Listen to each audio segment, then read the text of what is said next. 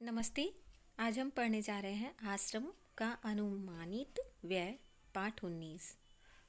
आश्रम के बारे में हमने पिछली कक्षा में पढ़ा था कि यहाँ पे जिस आश्रम की बात की जा रही है वह साबरमती आश्रम है, जो कि गुजरात में है और यह साबरमती नदी के किनारे स्थित है। आश्रम का अनुमानित व्यय का आशय है कि आश्रम में जो व्यय होता है उसका अनुमान लगाया जा रहा है कि कितना है। वो बिल्कुल एग्जैक्टली वही नहीं बताया जा रहा है कि कितना व्यय होता था, खर्च होता था। अनुमान लगाकर यह बताया जा रहा है कि कितना खर्च होता था। तो आइए पढ़ना शुरू करें। आरंभ में संस्था में 40 लोग होंगे। कुछ समय में इस संख्या के 50 हो जाने की संभावना है। तो इस आश्रम को गांधी जी मुख्य रूप से चलाते थे और वह वहाँ पे सक्रिय रूप से अपना योगदान भी देते थे। तो कहते हैं कि आरंभ में संस्था में अर्थात आश्रम में 40 लोग होंगे और कुछ समय में इस संख्या के 50 होने जाने की संभावना है। उन्हें ऐसा लगता है कि कुछ समय में इसमें रहने वालों की संख्या 50 हो जाएगी। हर महीने औसतन 10 अतिथियों के आने की संभावना है।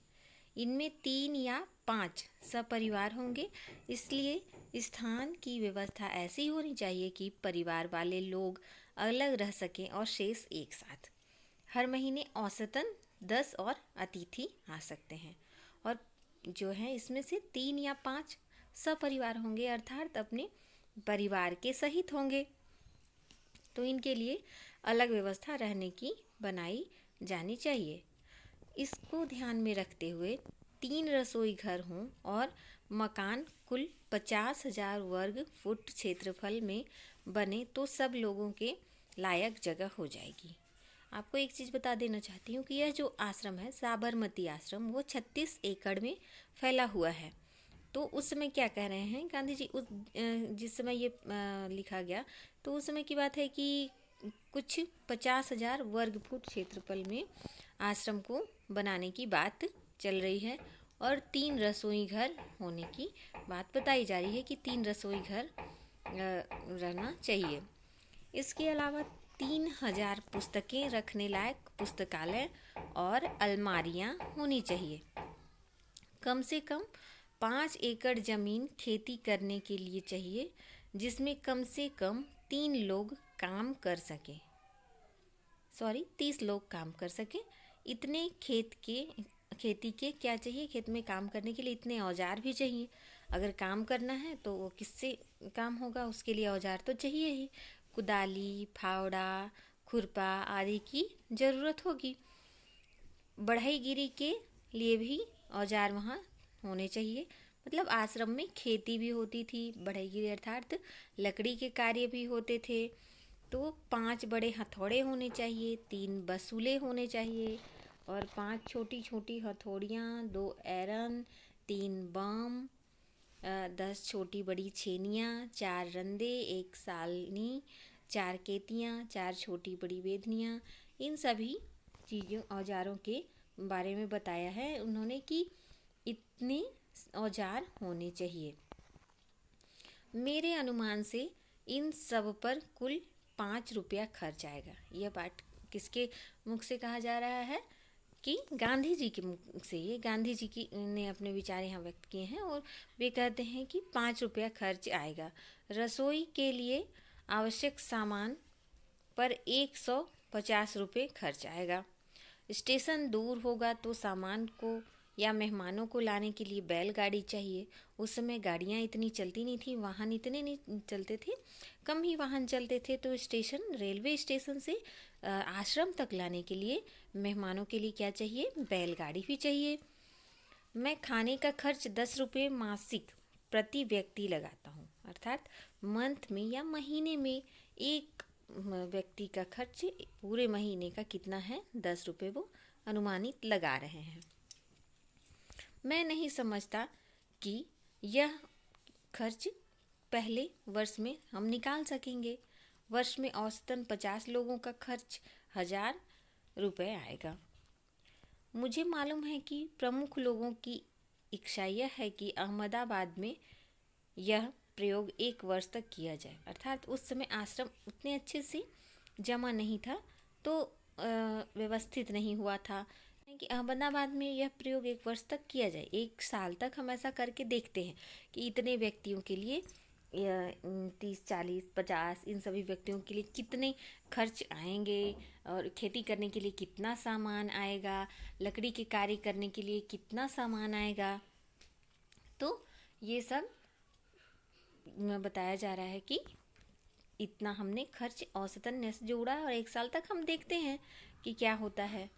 मुझे मालूम है कि प्रमुख लोगों की इच्छा है कि अहमदाबाद में यह प्रयोग 1 वर्ष तक किया जाए। यदि ऐसा हो तो अहमदाबाद को ऊपर बताया गया सब खर्च उठाना चाहिए। मेरी मांग तो यह भी है कि अहमदाबाद मुझे पूरी ज़मीन और मकान सभी दे दे, तो बाकी खर्च मैं कहीं और से या दूसरी तरह जुटा लूँगा। गांधी जी का क्या कहना है कि अगर अहमदाबाद सरकार की तरफ से, वहाँ की सरकार की तरफ से मुझे ज़मीन मिल जाए, तो बाकी खर्च में तो ज़मीन और मकान मिल जाए, तो खाने पीने का, खेती का बाकी खर्च मैं दूसरे स्थान से, दूसरी जगह से, दूसरी तरह से, कई दूसरे प्रकार से वो जमा कर लेंगे। अब चूँकि विचार बदल गया है, इसलिए ऐसा लगता है कि 1 वर्ष या इससे कुछ कम दिनों का खर्च अहमदाबाद को उठाना चाहिए। यदि अहमदाबाद 1 वर्ष के खर्च का बोझ उठाने के लिए तैयार न हो तो ऊपर बताए गए खाने के खर्च का इंतज़ाम मैं कर सकता हूँ, लेकिन मैंने खर्च का यह अनुमान जल्दी में तैयार किया है, इसलिए यह संभव है कि कुछ मदें मुझसे छूट गई हों। कुछ मदें का अर्थ है कि कोई और भाग, जैसे कि एक खेती का हुआ और एक लकड़ी के कारोबार का हुआ, और दूसरा भी कुछ हो सकता है जैसे साफ सफाई का या फिर बीमारी का, ऐसा भी कुछ मद हो सकता है। तो कुछ छूट भी गए हो क्योंकि उन्होंने यह हड़बड़ी में, जल्दीबाजी में यह अनुमान लगाकर तैयार किया है। इसके अतिरिक्त खाने के खर्च के सिवा मुझे स्थानीय स्थितियों की जानकारी नहीं है, इसलिए मेरे अनुमान में भूलें भी हो सकती हैं। अर्थात स्थानीय स्थिति कैसी है, कभी गर्मी, कभी ठंडी, कभी ज़्यादा बरसात हो जाएगी, या फिर वहाँ के लोगों के मन की स्थिति उन्हें नहीं पता है, और वहाँ के साग सब्जी का जो भाव है, वहाँ के किराने का भाव है, वो नहीं पता है कि किस प्रकार बढ़ती घटती रहती हैं। तो इसलिए वहाँ स्थानीय स्थिति के बारे में उन्हें ज़्यादा अधिक जानकारी नहीं है, इसलिए उनके अनुमान से बोले कि कुछ भूल भी हो सकती है यह व्यय का अनुमान लगाने में। यदि अहमदाबाद सब खर्च उठाए तो विभिन्न मदों में खर्च इस तरह होगा। यहाँ दिखाया गया है आपको किराया, बंगला, खेती, किताब, बढ़ाई, मोची, ये सारी चीज़ों के बारे में बताया गया है। घरेलू सामान के बारे में बताया गया है, और बैलगाड़ी, घोड़ा गाड़ी के बारे में बताया गया है। हाँ, मेरा ख्याल है कि हमें लोहार और राजमिस्त्री के औजारों की भी ज़रूरत होगी। दूसरे बहुत से औजार भी चाहिए, किंतु इस हिसाब से मैंने उनका खर्च और शिक्षण संबंधी सामान का खर्च शामिल नहीं किया है। शिक्षण के सामान में 5-6 देसी हथकरघों की आवश्यकता होगी। तो ऐसा उन्होंने आश्रम के बारे में अनुमानित व्यय लिखा है। ये था मोहनदास करमचंद गांधी के द्वारा लिखी गई है, ये बातें कही गई हैं और उन्हें रचना के रूप में आपके सामने प्रस्तुत किया गया है। तो आश्रम का अनुमानित व्यय पाठ, अब इनका आप इस वीडियो को ध्यान से देखें और समझें।